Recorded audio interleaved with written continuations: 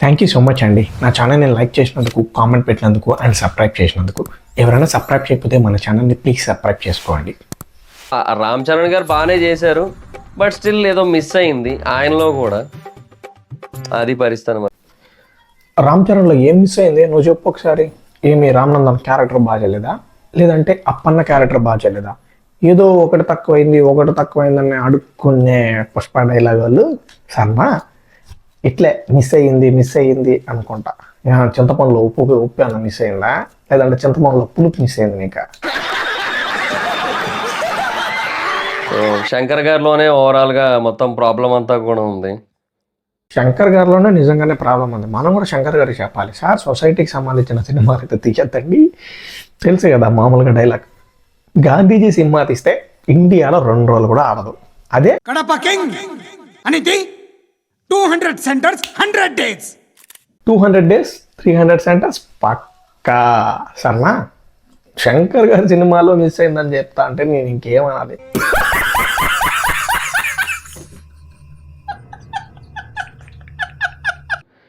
Screen play వదిలేశారు, action scenes ఎక్స్ట్రాడినరీగా రాసుకోవడం వదిలేశారు, హై ఇచ్చే సీన్స్ వదిలేశారు. చెప్పాడయ్యా ధీరుడు, స్క్రీన్ ప్లే వదిలేశాడు, సీన్స్ రాయడం వదిలేశాడు. నువ్వు చెప్పు 2-3 మంచి సీన్లు చెప్పు, మాట్లాడదాం. వెళ్ళి ఇట్లా డైరెక్షన్ చేయండి, మా రివ్యూవర్లు చెప్పారు, వాళ్ళకి సినిమా నచ్చట్లా.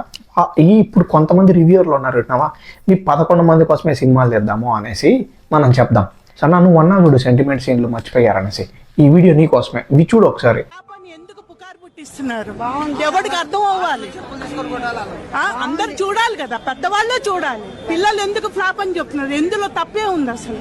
చూసావు కదా, ఆయనకు ఒక 57 ఏళ్ళు ఉంటుందేమో, 58 ఏళ్ళు ఉంటుంది. ఆయన సినిమా బాగుంది ఎందుకు నచ్చట్లేదు అని అడుగుతుంది. మా సినిమాలో సొసైటీకి మంచిన వాల్యూస్ ఉన్నాయనేసి. ఇంతమందికి డైరెక్ట్ స్టేట్మెంట్ నువ్వు పాస్ చేయకూడదు.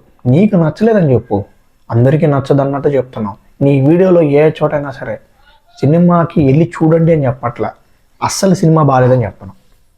నీలాంటి వాళ్ళని ఏం చేయాలన్నా ఇంకా?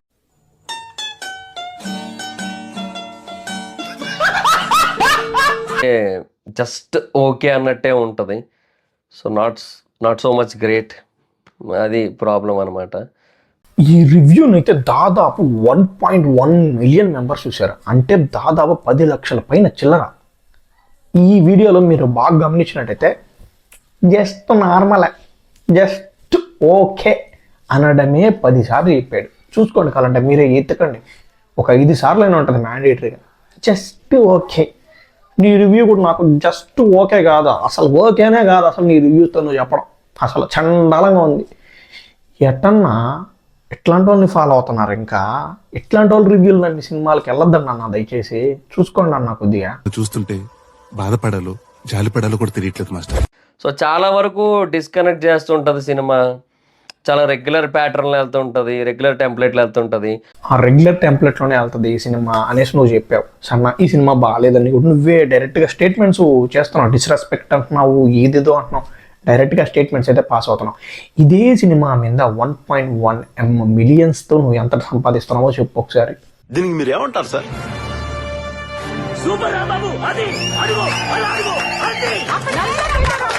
నెక్స్ట్ వీడియో అయితే విష్ణు గారి భక్త కన్నప్ప సినిమా గురించి అయితే తీద్దాం అనుకుంటున్నా. దానికైతే మీకు ఆ వీడియో కావాలంటే ఎస్ అని కామెంట్ చేయండి ప్లీజ్. ప్లీజ్ భయ్యా, మన ఛానల్ కూడా కొద్దిగా సబ్స్క్రైబ్ చేసుకోండి.